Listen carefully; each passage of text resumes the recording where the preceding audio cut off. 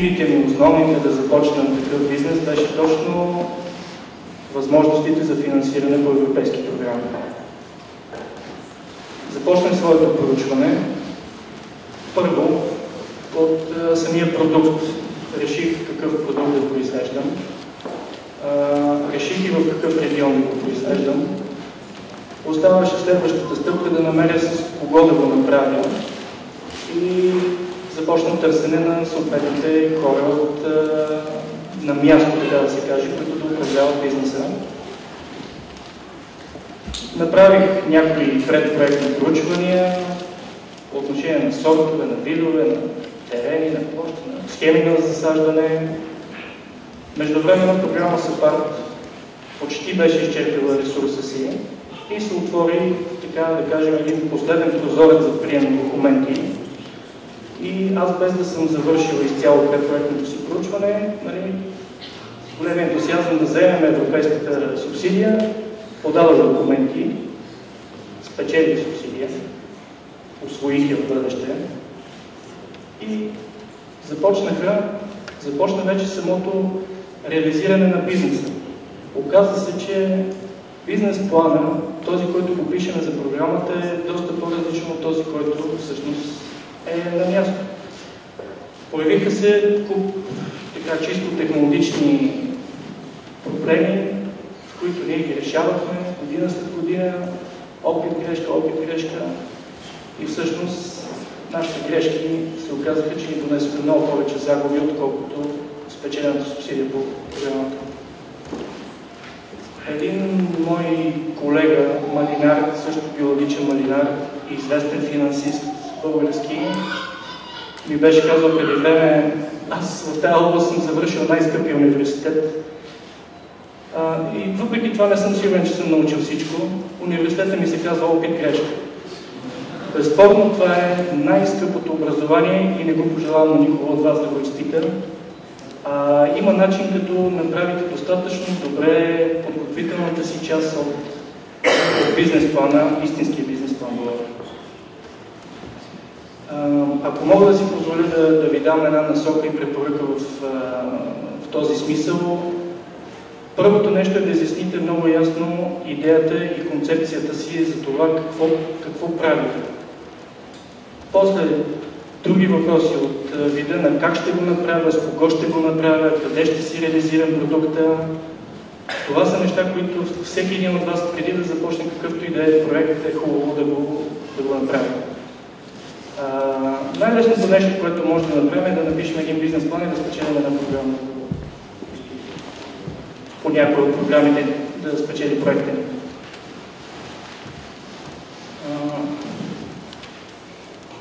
Изяснете си най-вече пазара и реализацията.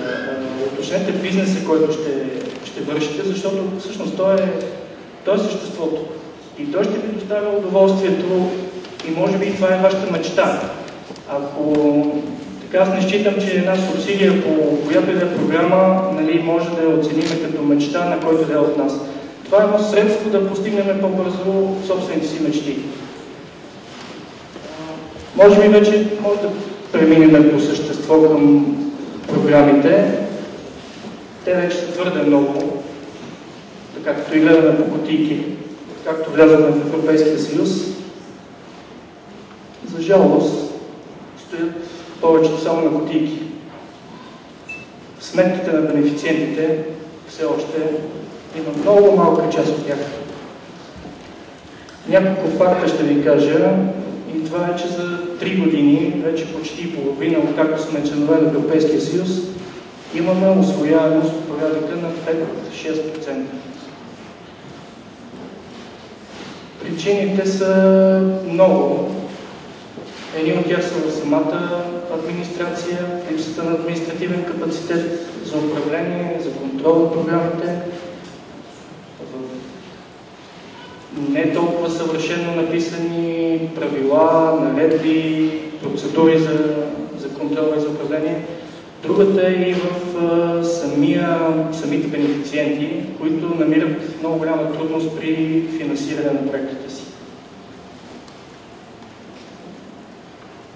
Програмата, която ние тук сме се събрали, за да говорим за био, не само земеделие, но понеже пък аз така малко поразбирам от биоземеделие, ще се насочи към програмата за развитие на селските райони, която в най-голяма степен така би обхванала вашите инвестиционни намерения като начин да помогне за вашия бизнес.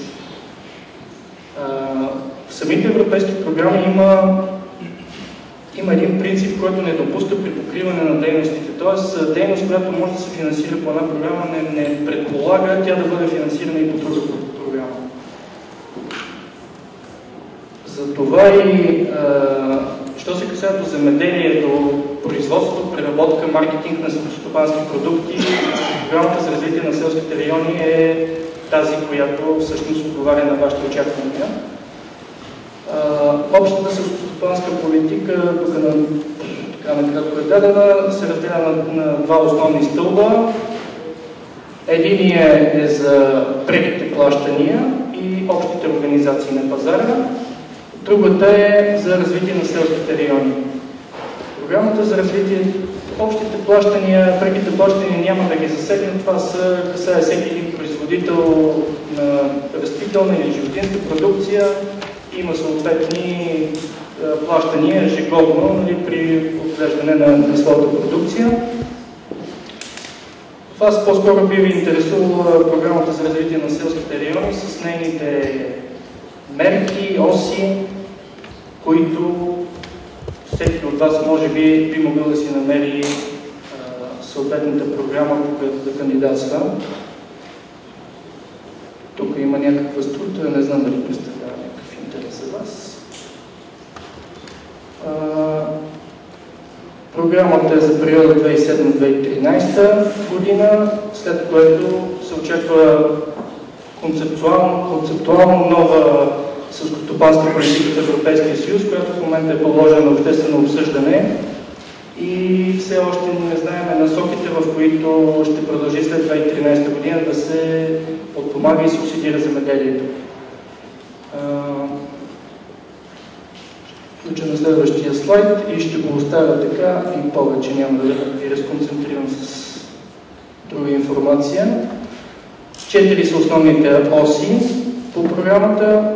Отдолу съм написал 3 сайта, на които всеки един от вас може да намери каквато информация го интересува по отношение на мярки, наредби и правила.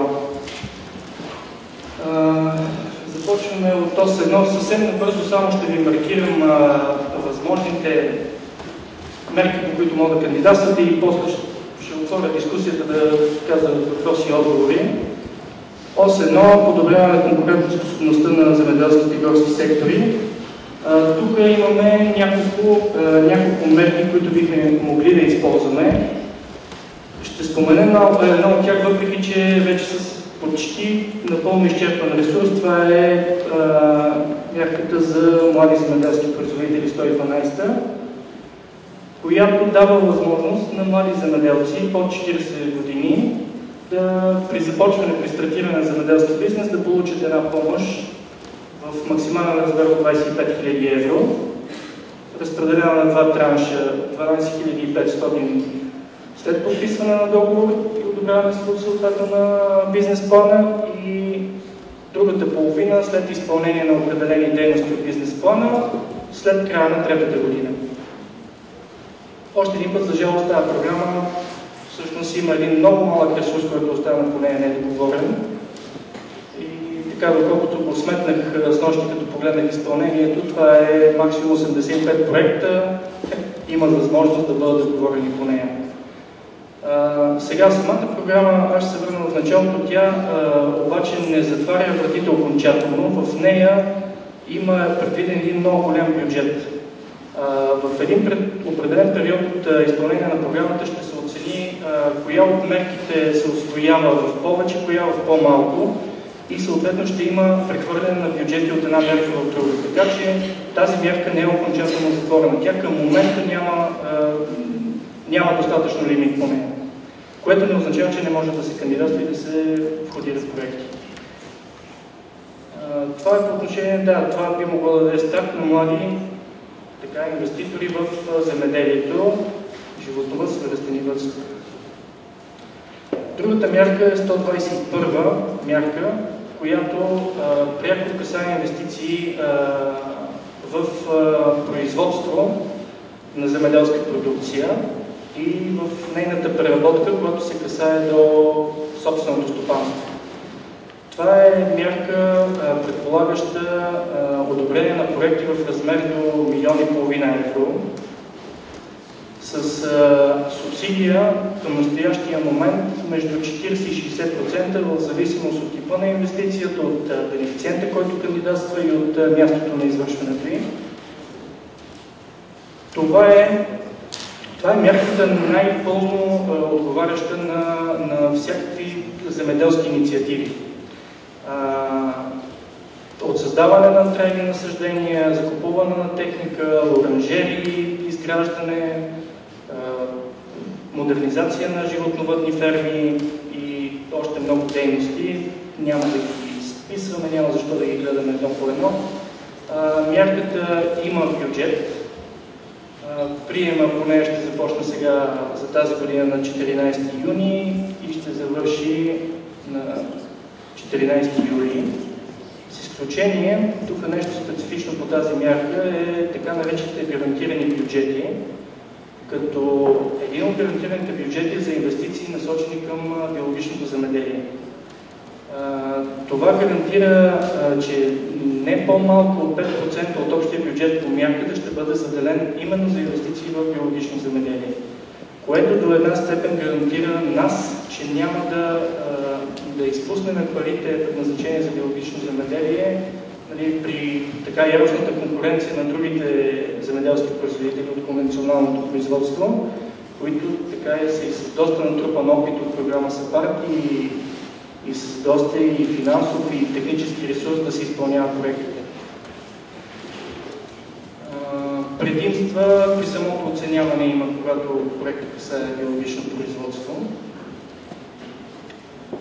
Третата мярка от ОС 1 е мярка 123 за преработката и маркетинга на земеделски продукти. Тук се касае за всяко едно производство, свързано с преработката. Това са млекопреработвателен, месопреработвателен, сектор вино, сектор зелени култури и включително и дърводобив и дървопреработка. Тоест не дърводобив, само дървопреработка.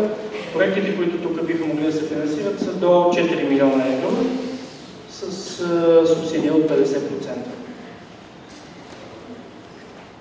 Ос 2 – подобряване на околната среда и селската природа. В тази ос има работещи и разработени от нашето правителство 5 мерки, една от които пряко касае всеки един земеделски производител, сертифициран като биологичен такъв, или стопанство, което е в преход. Това е мярка 214 и е наречена агроекологични плащания. Това са едни плащания на фермери и хора, отглеждащи някои земи, които се добавят към директните плащания на площ, за това, че даденият стопанин е поел ангажимента в годишен период да отглежда стопанството си като биологично. Направленията са 4 с някои поднаправления, няма да ги изброявам, субсидиите са различни за всяко едно от тях, всеки би могъл да ги види на посочените сайтове. ОС 3, качество на живот в селските райони, ни дава възможност да кандидатстваме по две мерки. Ще ги разгледам заедно, защото те са идентични така сами по себе си. 311, 312, като първата е за действащи земеделски производители, които искат да разнообразят своята дейност и да диверсифицират приходите си. Втората е за стартиращи малки микропредприятия. По тези мерки са предвидени голям кръг от дейности, които могат да се финансират, като така най-голям интерес от тях представлява производството на енергия от възобновяеми енергийни източници, селски алтернативен туризъм, малки дребни услуги за населението в рамките на селските райони. Една от тях, 312, аналогично на 112, с много голям интерес, предимно заради инвестиции в възобновяеми енергийни източници, е вече с входирани проекти, които надхвърлят стойността на общия бюджет по тази мярка. Другата е все още неизпълнена и по нея може да се кандидатства, но условието е да бъдат действащи земеделски производители. Четвъртата ос, подхода лидер, дава възможност на местни инициативни групи в рамките на селските райони да осъществяват един кръг от дейности за изпълняване на целите на самата мярка. Като част от тия цели напълно съвпадат с мерките по ОС 1, ОС 2 и ОС 3. Тоест, в рамките на този бюджет могат да се изпълняват ваши проекти, ако те отговарят на целите на съответната местна инициативна група. Тоест, и тук имаме някакъв бюджет, който би могъл да бъде използван за вашето намерение.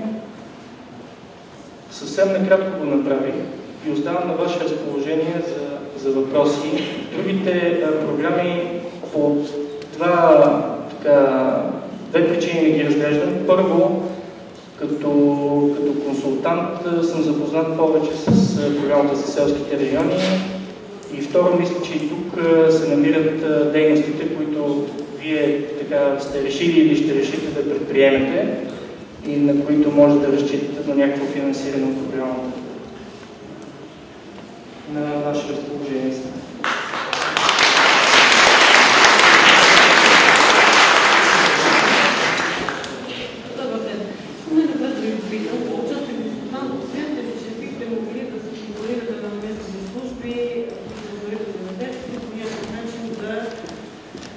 Правите тези заявления, които се помятка 214, да се вършат към земеделски производители и да получаване съответното финансиране, което получава тези служби, които един вид според мен не работи. Това е първият въпрос. Бихте ли направили някакви усилия в производството? Да можете да се преводите с тях, да може да получават Министерство на земеделието, съответното финансиране, което получават консултантите в тези служби и платените тези. За да може да се и към вас обръщат по това, което се случва. Това е първият въпрос. Да отговоря? Ще зададете втори. Ще започнем отзад напред. Не си поставям за цел да се конкурирам с службата за съвети за земеделието. Те са консултанти до толкова, доколкото една мярка за техническа помощ финансира тази дейност, по която мярка частните консултантски фирми не могат да кандидатстват. Тя е предвидена за службата за съвети за земеделието. Да помага както при съставянето на проекти за млади фермери, така и при попълването на заявленията по мярка 214. Тук трябва аз да си правя реклама. Ще ви кажа, че лично моята заявка по 214 не е изпълнена. Така че там има, не мога да обвиня само служителите на службата за съвети за земеделието. Самата процедура е много неизчистена. Сменя се непрекъснато в движение. Няма никаква обратна връзка от управляващия и от контролния орган, т.е. от Министерството на земеделието и от Държавен фонд земеделие по отношение на грешките, които допускат производителите и службите за съвети за земеделие при попълването на заявленията. При липса на такава обратна връзка не могат да се коригират направените грешки. За жалост, там в трета година, при бюджет от 480 милиона евро, ние имаме усвоен 2 милиона евро бюджет, което е абсолютно показателно за начина, по който работи тази мярка. Причините ние сме водили разговори в Държавен фонд земеделие, които така в интерес на истината тук и Стоилко Апостолов, който присъстваше на тази среща, той също би могло нещо да разкаже. Малко като че ли се поотварят вратите на това ведомство да продължи.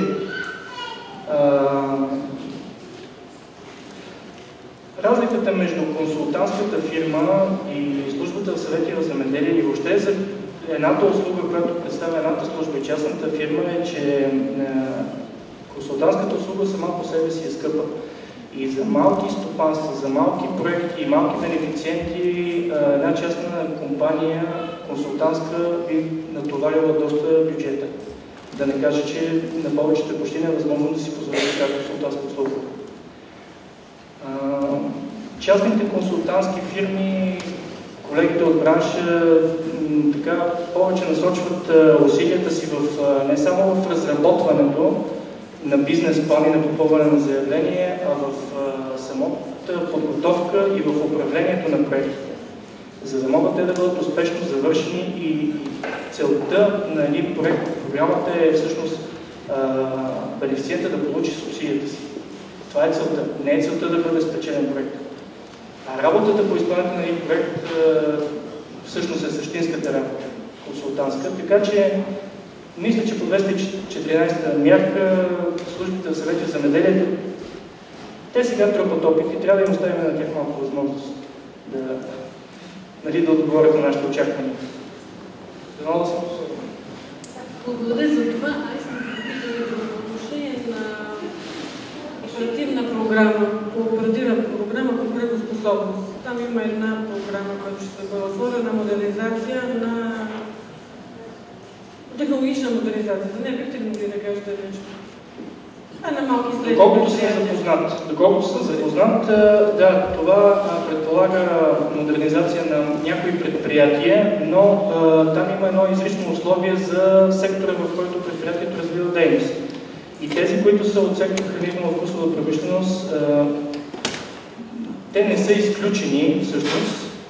Биха могли да кандидатстват, що се касае до технологично обновление, до модернизация на технологии, на машини, на управление на процеси.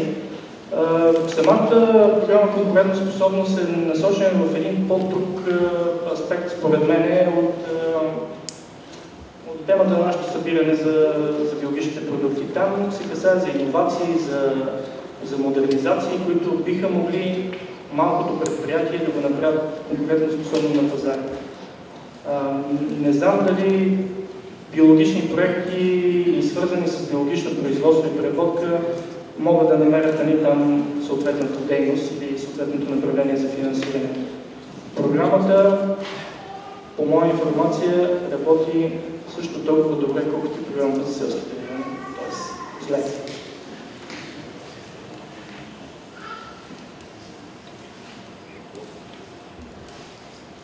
Въпроси?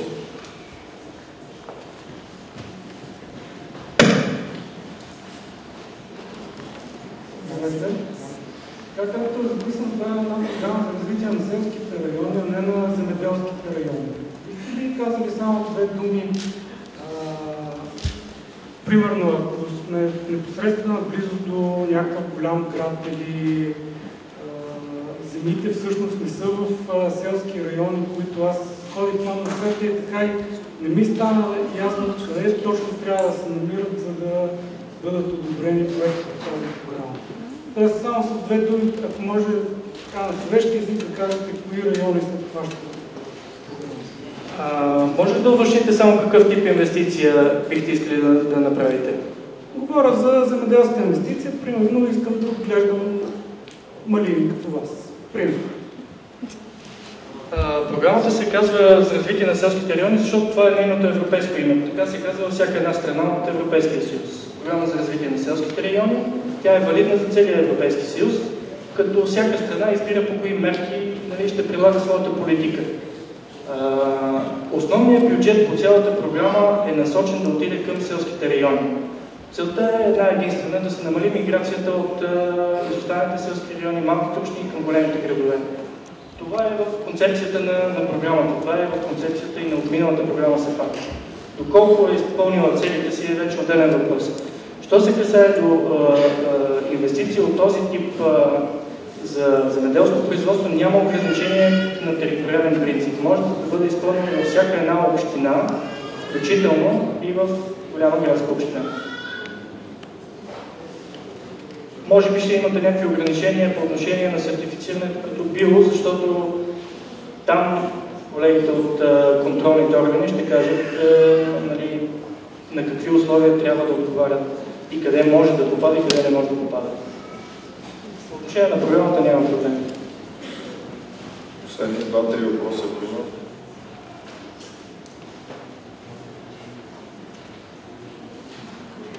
Здравейте, казвам се Владимир Трифонов и само имам една молба. Първо да благодаря на организаторите, че събраха толкова много хора. Молбата ми е следната. Ще направя един аналог. Преди 4-5 години, когато се зароди движение за опазване на природата в България, бяхме едва ли не се брояхме на пръсти, сега са хиляди хората. Всичко това се дължи, когато сме имали срещи такива подобни, с дискусии.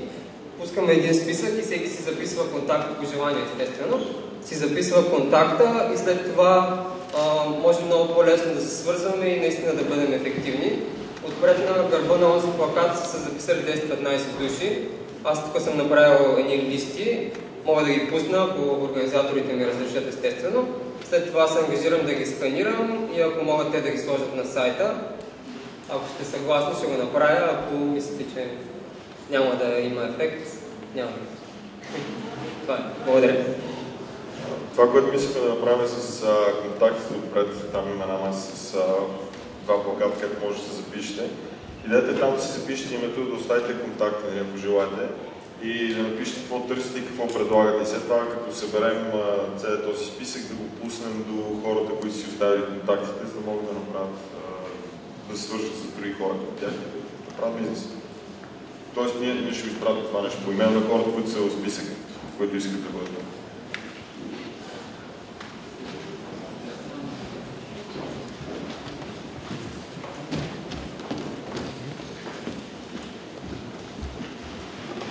Добър ден, да се казва Павел. Искам само да ви дам въпрос, не свързан с финансирането, но по-скоро с вашата широко земеделие.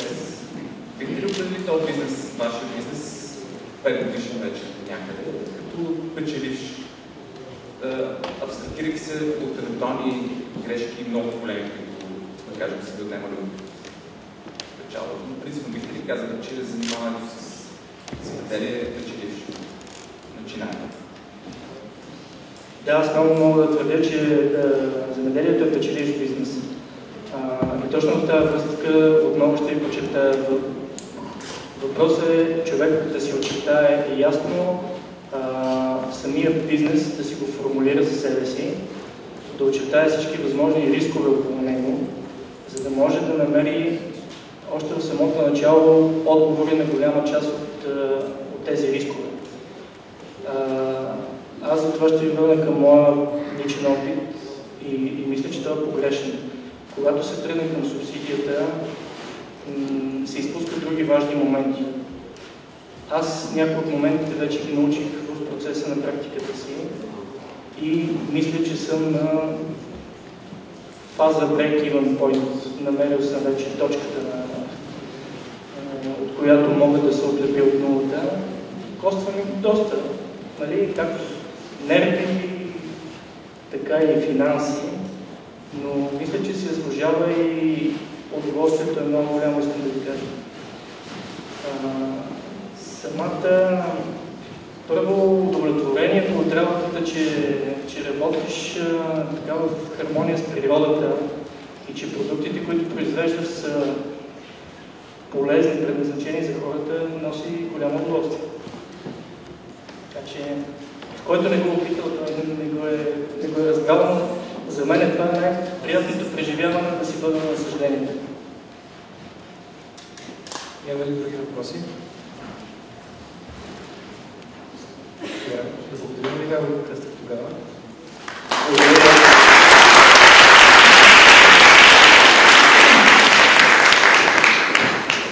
Продължаваме с следващата сесия. Финансирано правителството на Швейцария и всъщност до 1997 година основното финансиране и подкрепа идваше от швейцарската страна. Именно в рамките на тези проекти сме инвестирали от различна форма на обучение, на създаване на контролен орган, също Балкан Биосет е плод на един такъв проект, почти 8 милиона швейцарски франка.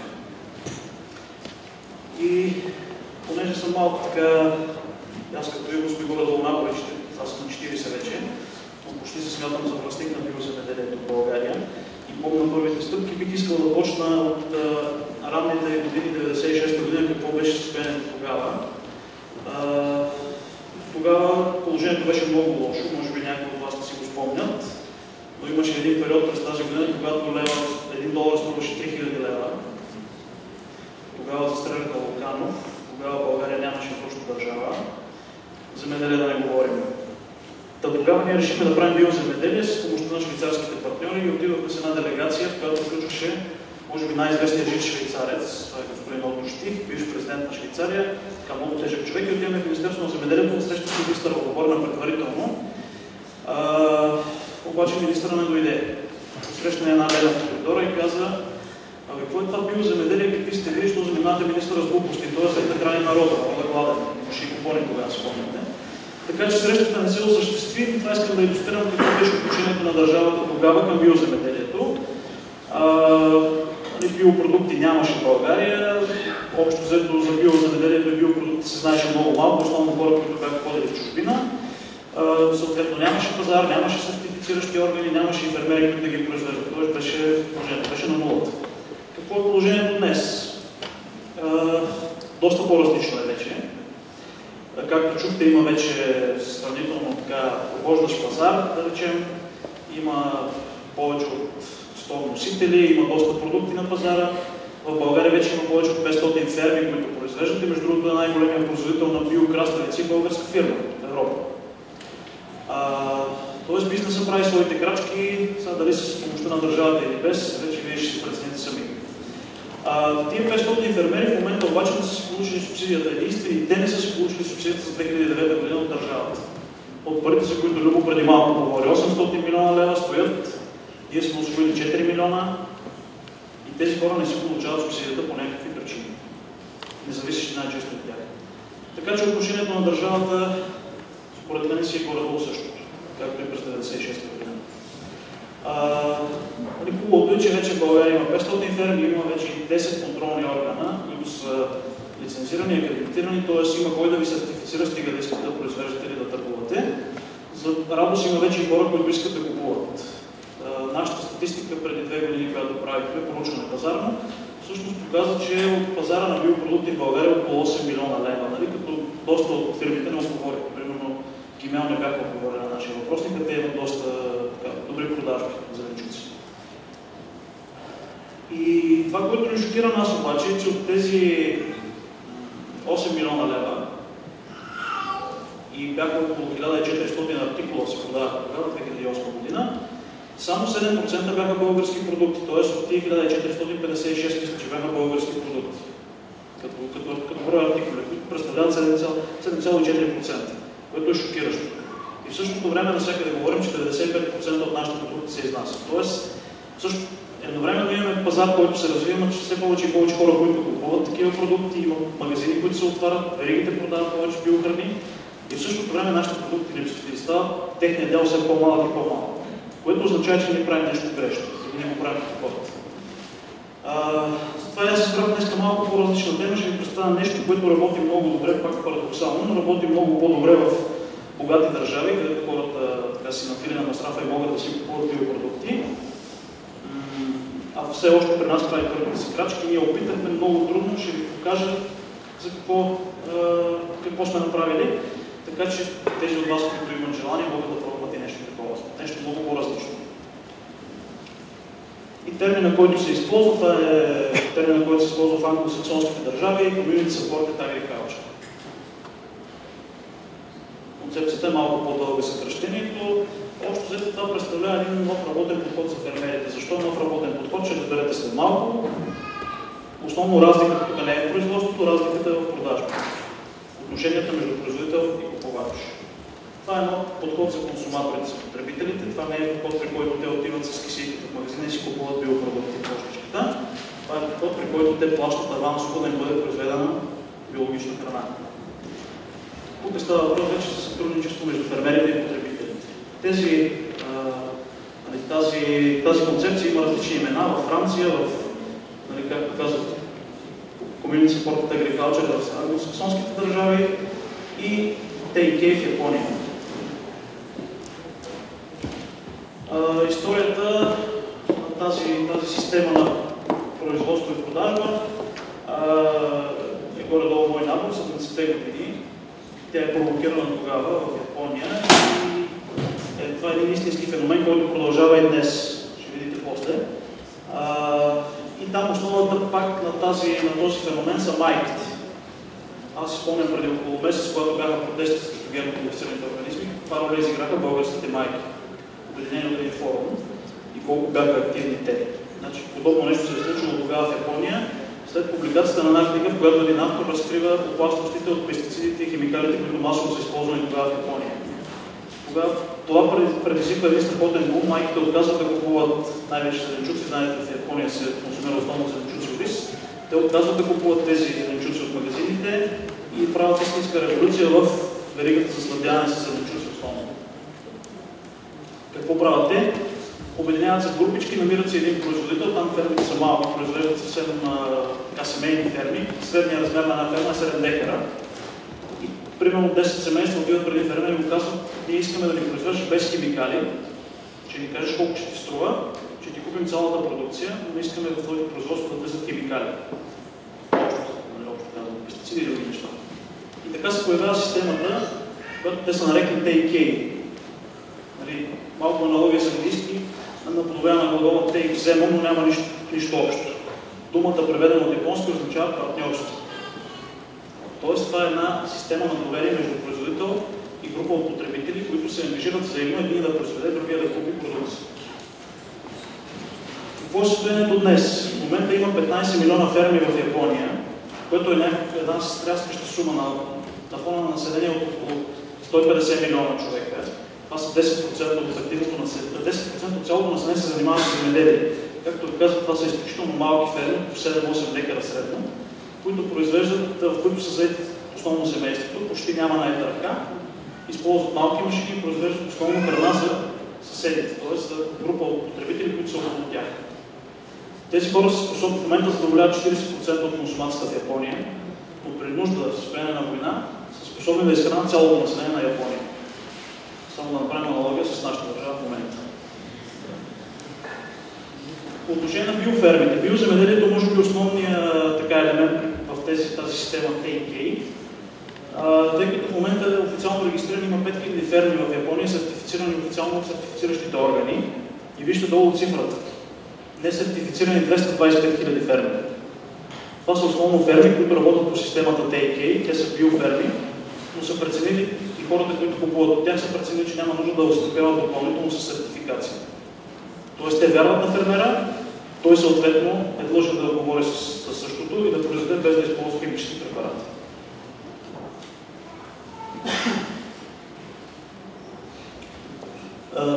Сега ние тази работа не сме видяли в Япония, тъй като ние далеч, аз не съм ходил в Япония, но по-скоро имам опит и то опит от първа ръка, благодарение на сътрудничеството ми с френския опит. В случая французите са избрали много звучно име, те са факири на съкръщенията. Техните организации се наричат АМАП. Съкратено означава Асоциация за подкрепа на семейното фермерство, на селското фермерство, раздребните ферми. Какво се състои тези АМАП? Тези АМАП представляват най-често, те са под формата на асоциации, те имат различни видове асоциации, но това е договор между един фермер, най-често това е един зеленчукопроизводител, който е с рънцата основа около когато се събират останалите производители и потребители.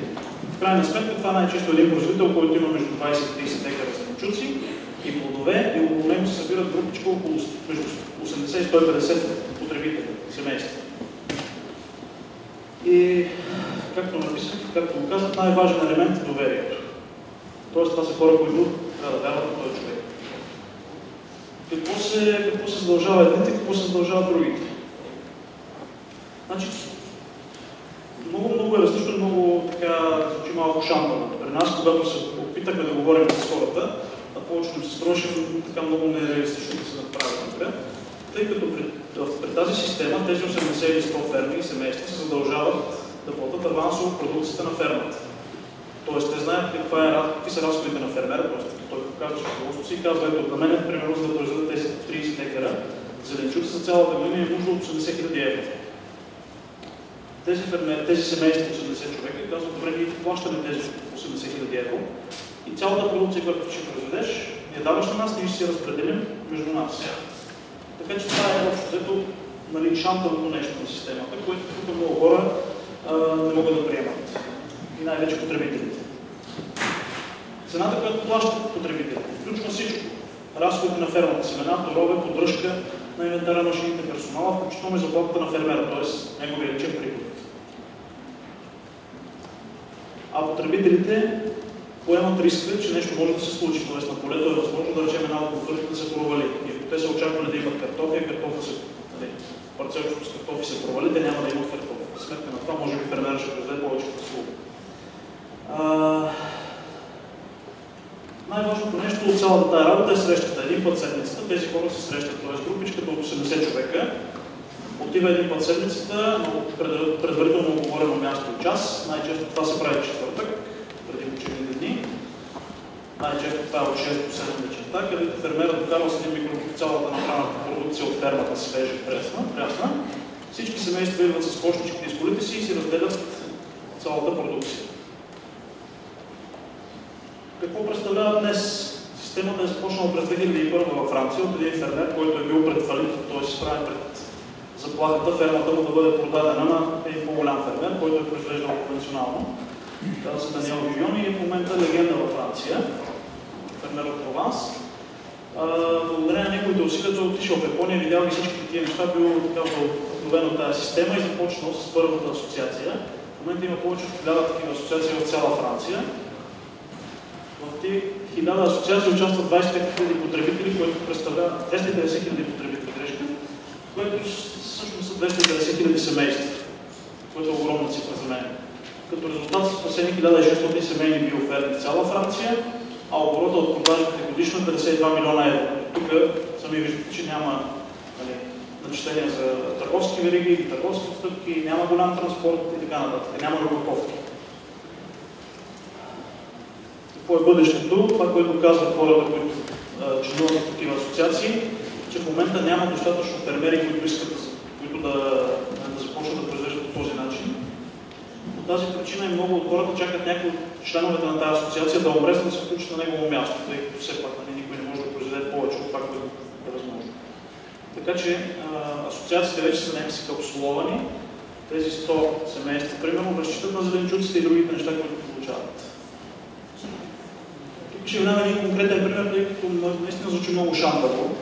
Когато говорихме с хора, включително и в София на едно представяне преди 2 години, повече хора казаха, това не е възможно, тук никой няма да плати авансово. Всеки иска да плати, макар и скъпо, но да си го пипне, да си сложи кошечката, да си отиде вкъщи. И това е пример за една реална такава асоциация или намак, който съществува. Виждате как звучи много красиво на френски, Les voisins du panier. Всъщност преведено означава съседите на кошницата. Имат много хубав сайт, може да влезете да разгледате, всички договори са качени, може да ги прочетете, цените са обявени публично. И в основата на тази асоциация е този човек. Това е Никола, който произвежда зеленчуци. Това е едно устройство, което се измислил за превене на зеленчуци. Старо колело. Отглежда около 25 декара зеленчуци, работи сам със семейството си във фермата. Какво съдържа основния договор? Т.е. договора, около който се обединяват всички тези 100 семейства. Значи тези хора имат възможност да се абонират за половин кошница, цяла кошница или кошница и половина, в зависимост от това колко е голямо семейството. Цената на една кошница е 8 евро, т.е. на малко, на половината кошница, като на кошница и половина 22 евро. А цената, която те трябва да платят е тази, тъй като те се ангажират авансово да платят цялата продукция. Най-често се прави 2 пъти в годината, тъй като в Франция има една система от чекове, банкови чекове, която е по-разпространена от кредитните карти дори. Те пишат чек и плащат на 2 пъти в годината, примерно по 200 евро. И с това нещо си гарантират доставката на зеленчуци през цялата година. Виждате, фермера доставя 50, той прави 50 доставки седмично, т.е. 50 седмици. Това означава, че 6 седмици в годината няма да има доставки. Вероятно това ще са празниците по Коледа или някакви други летните празници, когато обикновено няма никой. Тоест всяка седмица семейството ще получава по една кошница с зеленчуци. В зависимост от сезона, това ще бъдат пресни зеленчуци, това ще бъдат, може би, в края на годината ще бъде зелен, моркови, някакви от тях правят трошии. Но той се съгласил с цената, платил я авансово, фермера знае, че неговите яйца ще бъдат купени. Тоест, той е осигурен, пазара му слезе яйца осигурен.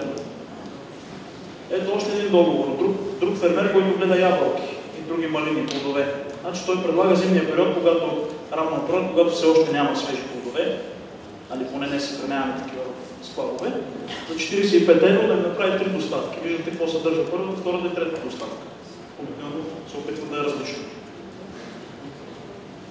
Най-често в тези асоциации има и хора, които произвеждат кисело мляко. Прясно мляко, хляб. За французите хляба е нещо свещено. Както и месо. Месо от телета. Как се случват доставките? Доставките са обикновено момента, в който се случва цялата химия на контакти между производителя и тези семейства. Ето това е детенцето на единия зеленчуков производител. Там е обявено, виждате на дъската, всъщност не виждате, не се вижда добре, аз ги чета предварително, много трудно се четат, но там са, човека знае, че има примерно 100 фермери абонирани. Той знае, че тази седмица е извадил 120 кг картофи. Той е написал горе картофи 1,2 кг. Тоест, отива на едно място, където предварително е ясно, сваля щайгите с картофите и всяко семейство знае, че трябва да се вземе килограм и половина картофи или килограм и 200 картофи. Има кантар, те си носят кошници, претеглят с кило и 200 картофи и си тръгват. Освен картофите има вече изявен фасул и така нататък изброено. Няма опаковки, няма предварително разтегляне, фермерът не се ангажира примерно цял ден да разтегля малки опаковки, 100 пакета по 1 кг картофи. Това на него ще му отнеме цял ден, примерно. Той през това време е ангажиран на полето да произвежда.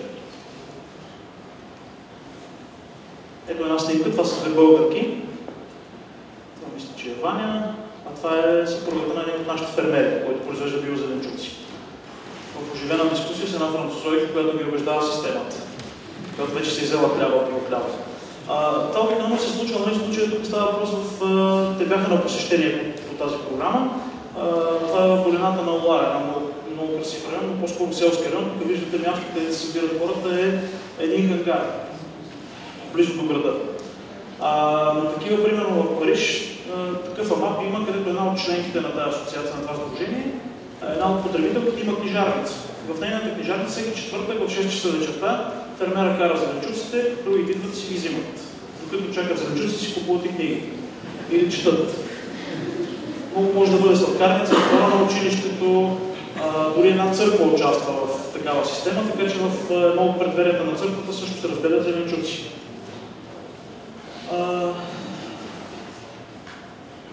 Организацията, която обединява и координира по някакъв начин развитието на този тип система, е със седалище във Франция, виждате тук интернет адресите. Благодарение на тази международна организация ние получихме такава първа помощ и подкрепа за развитие на нещо подобно в България. Какво се случи в България? В 2008 година дойдоха първите, така как да кажа, сеячи им казват на тях. Това е една групичка, виждате ги тук отляво е потребителка. Това е една пенсионирана учителка, която е председателка на това сдружение. Има много свободно време, а това е производителя на зеленчуци. Франсин и Венсан се казва. Двамата дойдоха тук с продължение на една седмица, обикаляхме по нашите ферми, срещахме се с потребители в София и снимката от първия биопарк в бизнес парка в Младост. Така беше много интересно, разгледаха фермите, взеха снимки и щяха да ни помогнат. Това е първото представяне на тази система, пак в бизнес парка, виждате колко малко публика има, тук просто съм очарован, има 150 човека вероятно. Тогава хората, които дойдоха да слушат, бяха не повече от 6-7. Имаше две потребителки, които така активно прегърнаха идеята. Това е снимка от един пазар земеделски български. Виждате как се продава.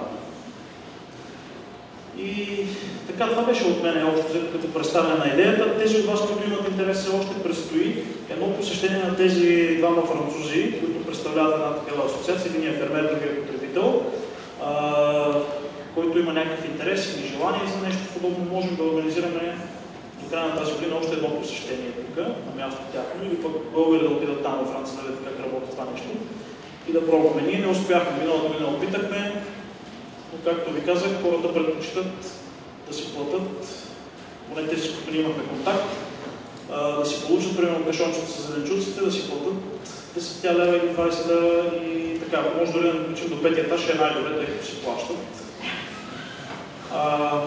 Не знам, може би е време малко да се разчупи това мислене наше, тъй като нещо, че ли изпадаме в някаква задънена улица. Затова съм избрал тук няколко думи интересни такива мисли на един човек, който вече не е жив, но с който Сашо започна сутринта. Това е американският комик, актьор и комик Джордж Кармен. Може да ги видите. На мен лично ми се струва, че повечето от тях са верни. И той казва, парадоксът на нашето време е, че имаме високи сгради на близка търпимост, широки магистрали на тесни възгледи. Харчим повече, но имаме по-малко, купуваме повече, но се радваме на по-малко. Имаме по-големи къщи и по-малки семейства, повече удобства и по-малко време. Имаме повече образование, но по-малко разум, повече знания, но по-лоша преценка. Имаме повече експерти, но и повече проблеми. Това също е верно. Имаме повече медицина, но по-малко здраве.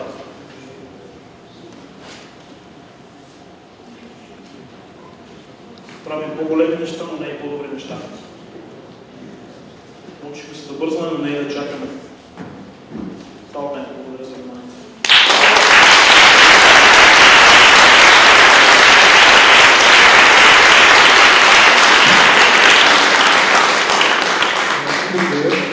Имаме ли въпроси?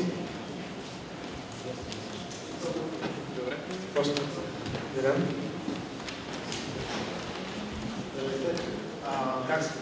Как стои легално този въпрос с продажбата на тези продукти, законово в смисъл във Франция и някакви стоят тук с този проблем, който продава по този начин? Има ли право да го прави, има ли право да се рекламира примерно в интернет? Чува ли се? Значи легално това се прави съвсем легално, тъй като това сдружение от примерно 100 семейства е регистрирано по закон, френски закон за неправителствените организации. За да бъде член на това сдружение и се плаща членски внос. Тук знаете колко е членския внос годишно? 5 евро. Като повечето неща се правят на доброволен принцип, т.е. в тази групичка от 100 семейства, най-често в градовете, задължително ще има поне един счетоводител. Вероятно ще има един специалист, който може да направи уебсайта. Може би ще има един човек, който пък ще апдейтва уебсайта, ще качва новите цени или нещо друго. И тази такса от 5 евро, членски внос от 5 евро годишно, най-вече се използва, за да се поддържа сайта. Вие ще го видите сайта, ако влезете после. Да се поддържа сайта, да се качват там новите договори, продуктите, цените и така нататък. И да се води счетоводство на фермера. Тоест фермера за тях е освободен напълно от всякакви такива бумащини, водене на счетоводство и документи. Това го прави някой от групичките доброволно за него. Има и такива групи, в които скоро получих един такъв опит в Женева, в Швейцария. Там групичката дори си купува земята. Те купуват 25 декара земя и си вземат човек, специалист фермер, и му казват: ти сега ще ни произвеждаш такива зеленчуци. Тоест той става техен тайна работник, не видите. И цялата продукция, той ми я кара на място, където те си я взимат. След това и си я разпределят между си. Това също е начин. Да. Така че всичко се плаща, данък се плаща, там няма такива неща като нас, всичко е легално и законно. Имаш въпрос?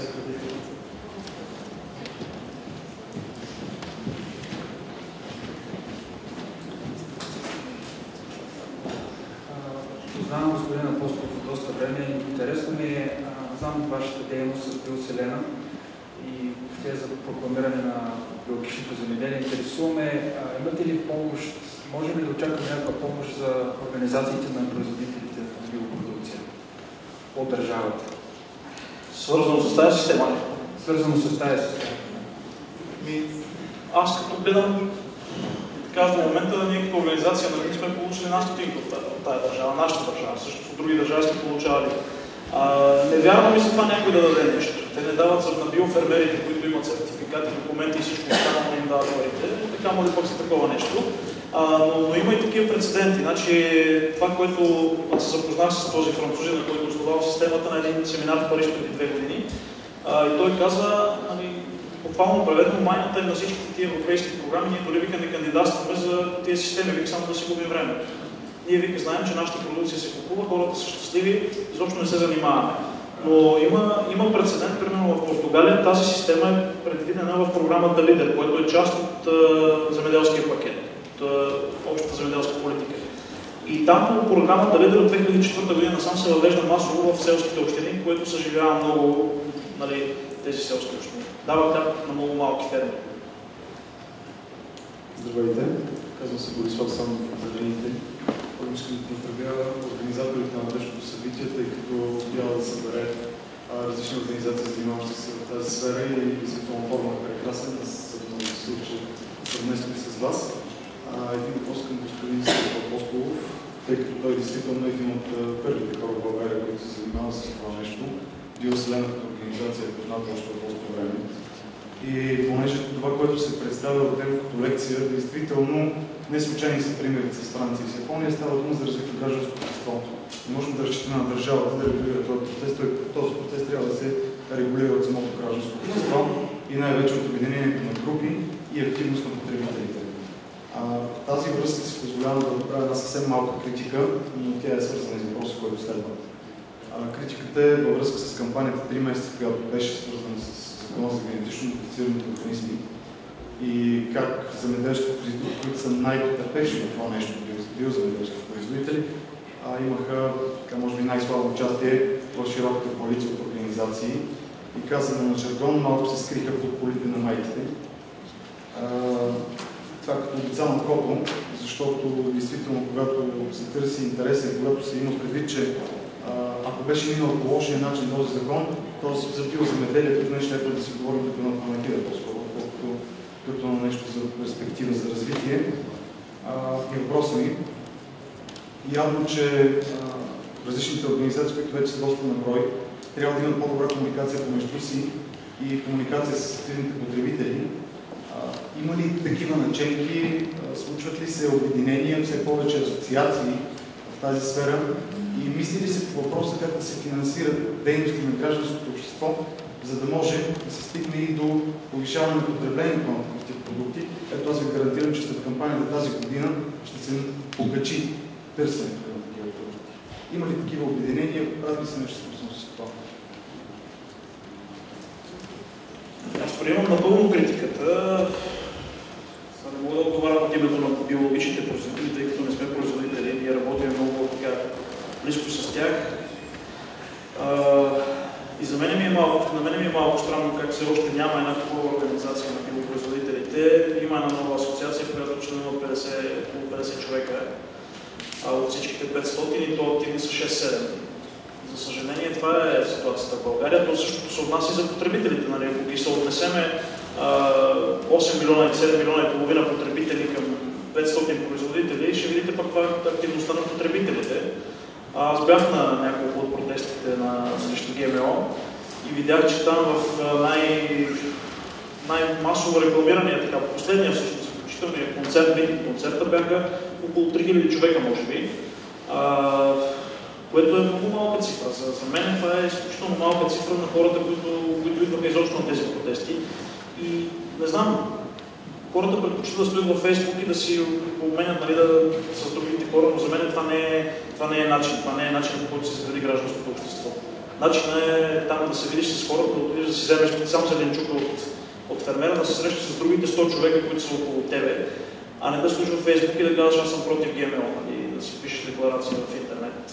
Трябва да се изкарат хората малко от този интернет. Според мен прекалено много се забива навътре.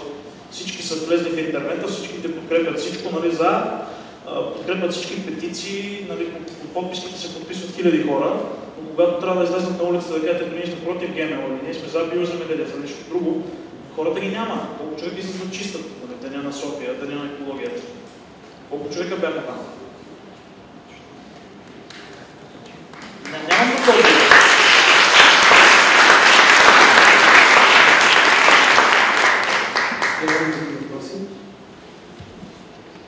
Аз бих да попитам нещо. Сега искам да пробвате отново да повършите економите за България, повече в България. Ще говорите ли отново с производителите и тази година? Ами ние сме решили тази година пак да пробваме, като начало пробваме една малко по-конвенционална система с доставка на пакети, там, площници или както се казват на български ние ползваме кашончета, най-обикновени кашончета, които примерно имаме малък кашон за 10 лева и голям кашон за 20 лева за зеленчуци. Фермера не се откаже, защото миналата година доста от продукцията си я похаби, тъй като нямаше достатъчно пазар. Съпругата му я видяхте, Иван се казва, има 25 декара зеленчуци, миналата година имаше над 16 вида зеленчуци, произведе човека с много добро качество, годината беше добра. Но аз лично миналата година подарихме 700 кг краставици, тъй като нямаше никакъв интерес. Голяма част от пипера отиде, така, се продаде на цена дори по-ниска от конвенционалната, защото просто имаше свръхпроизводство и така нататък. Така че разчитам Иван да произведе пак и ще пробваме отново тая година с кашончета, с надежда, нали, да отговаряме хората да проявят някаква активност. Тоест, аз лично бях потресен, когато една жена ми каза, но ще ми качите до 5 етаж. В центъра на София, тогава аз падна така, че аз се занимавам с тази работа, ама може да ми качите до 5 етаж. Нали. Или пък един друг случай, вегетариански ресторант, който продава биохрани вътре, готви биохрани, поръчва 3 кг тиквички да го изнеса в центъра, ако може, нали, на вратата, там на готвача да ги дам. Тоест няма и активността. Както каза Илю, чакаме ги да озреят, но това чакане убива. Тоест, възможно е Иван да се откаже тази.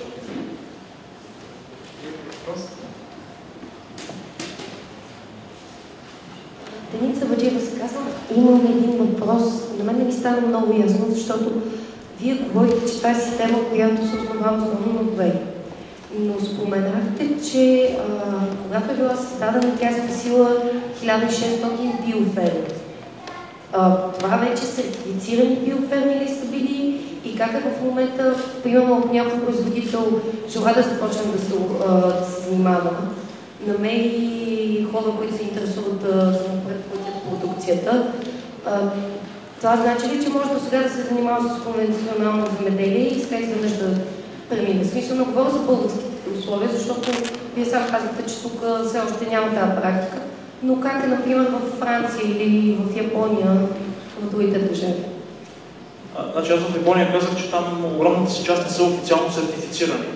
Тоест не подлежат на контрол и сертификация от сертифициращите органи, тъй като са преценили, че няма нужда да плащат допълнително пари за контрол и сертификация, понеже семейства, които купуват от тях, ги познават от много отдавна, системата работи вече 40 години там и те се познават много добре. Те отиват някой път ходят да помагат за прибиране на реколтата. Така че там са преценили, че не е нужно да харчат пари за сертификация. Те вярват на човека, който им произвежда зеленчуците. Във Франция специално всички тези са сертифицирани производители, тъй като системата идва по-късно от самата система за сертификация. В Япония това е започнало в 70-та година, когато още не е имало система за контрол и сертификация, такава от сертифициращи органи. Но във Франция са сертифицирани. Има и такива, които са все още в преход, но потребителите казват, ние сме съгласни да ги взимаме и в преход, тъй като са био. За нас те са био. Значи, де-факто във Франция, за да станеш член на тази организация, трябва да си или в преход, или сертифициран био. Да. Не е толкова самоуверен, колкото в Япония. Да благодарим за това, апостол.